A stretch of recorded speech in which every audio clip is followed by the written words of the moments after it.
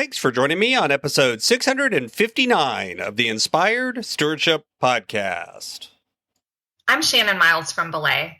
I challenge you to discover your calling and find your third option so you can be empowered to live every day to the fullest. One way to be inspired to do that is to listen to this, the Inspired Stewardship Podcast with my friend, Scott Mader.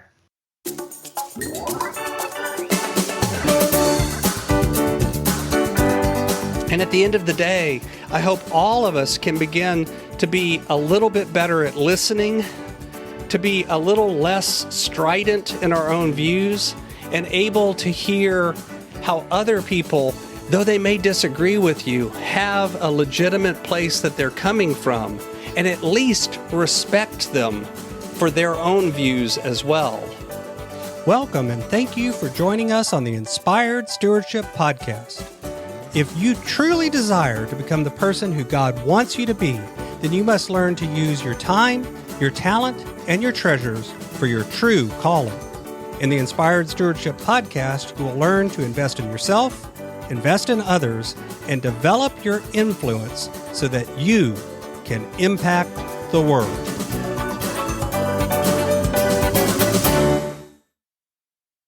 In today's episode about investing in yourself through stewarding your talent, I talk with you about the difference between preparation and fear. I share a post that I loved and why it was so good at telling how I feel about this. And I share why I tend to prepare, but this isn't about fear. You've heard me talk about developing your talent, and one of the best ways to do that is through books. But if you're like most people today, it's hard to find the time to read. And that's why today's podcast is brought to you by Audible. Go to inspiredstewardship.com/audible to sign up, and you can get a 30-day free trial. There's over 180,000 titles to choose from, and you can pick one and listen your way to developing your talents via Audible. That's inspiredstewardship.com/audible to get your free trial and listen to great books the same way you're listening to this podcast. Preparation and fear. I talked a little bit about this on Tuesday, and the fact that I've seen a lot of posts and comments right now about how people are doing things out of fear when oftentimes, at least they themselves think they're doing it out of preparation. And the truth is, sometimes it's really hard to know the difference, both for ourselves, because it's hard sometimes to be self-aware enough to really judge our own feelings and emotions and what we're doing. And it's for sure hard to tell when you're observing someone else, because you can't really see inside someone else's heart and see their motivation and see what's going on. One of my friends posted a rather long post the other day on Facebook that I have to admit I wanted to steal because I was so impressed with the way he put together thoughts that I'd been feeling that maybe I hadn't been able to put into words very well. And so I'm going to read at least part of it right now. He said, "I don't wear a seatbelt because I hope that I'm going to get in a crash. I do it because I'd rather not get thrown through the windshield in the unlikely event that I do end up in an accident. I don't wear a life jacket when I'm on the water because I can't swim. I do it for my own safety in the unlikely event there's an incident and I'm knocked unconscious. I don't wear a bike helmet because I hope I'm going to fall off my bike and hit my head. I do it to keep my brains from splattering on the road in the unlikely event I get clipped by a car. I don't wear a face covering because I'm paralyzed by fear and think I'm going to die immediately if I don't. I do it to protect my mucous membranes from the unlikely event I come in contact with someone who is contagious, and also in the unlikely event that I'm an asymptomatic carrier. I don't have a living will and a medical power of attorney because I want to have something traumatic happen to me. I have them in the unlikely event that something tragic does happen to me. I don't have life insurance because I hope to die an untimely death. I have it so my wife and kids are protected financially in the unlikely event I meet my maker sooner rather than later. I don't have weapons because I hope someone is going to attack me. I have them in the unlikely event that I have to defend myself or others. In all these cases, an incident is unlikely, and I could forgo the simple safety and financial precautions and probably even still survive, but not without significant unnecessary pain and suffering and cost to the healthcare system and unnecessary emotional strain on my family. I don't confuse any of these simple precautions for oppression. I simply see them as a minor inconvenience to mitigate risk, as unlikely as those risks are. And I honestly don't do it for me. I do it so I don't have to put my wife and children in the painful position of having to watch their husband and dad cling to life on a bunch of machines when instead I just needed to do something so simple to prevent it. Is this living in fear? I don't see it that way. I'm an entrepreneur and I jump out of planes. Now, I'll tell you, I don't jump out of planes, but I would if I had the opportunity. Both pretty scary things that most people would never do.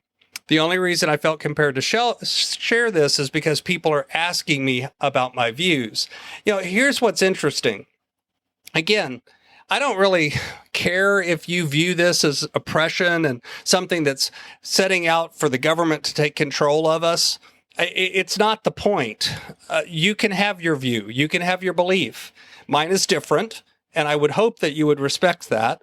However, the truth is, it's still about this mindset of preparation, this mindset of looking at things that might happen and setting up your life in such a way that if they do happen, the people you care about are okay. See, I actually am in a situation where, because of past lung damage, if I got this virus, it could be devastating for me.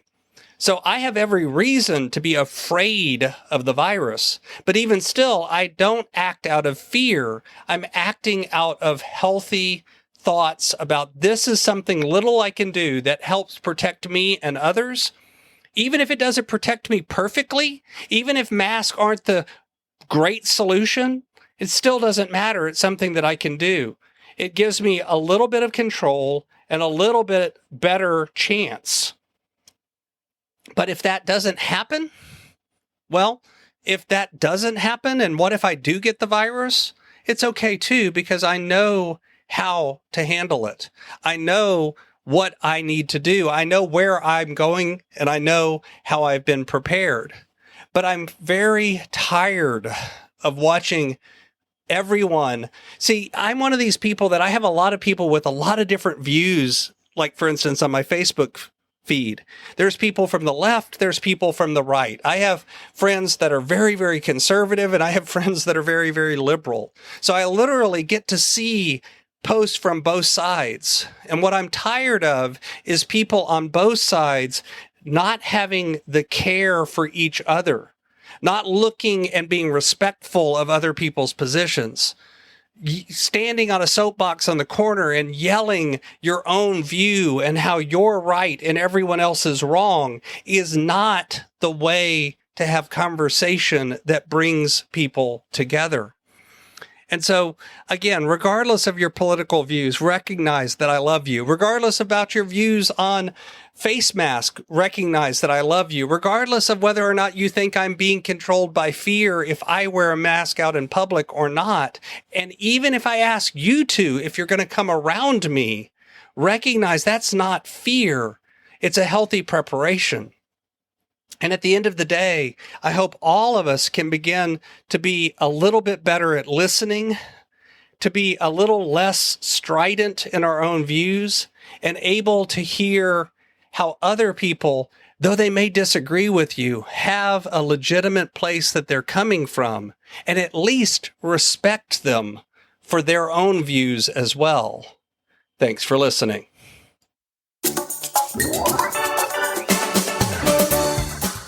Thanks so much for listening to the Inspired Stewardship podcast.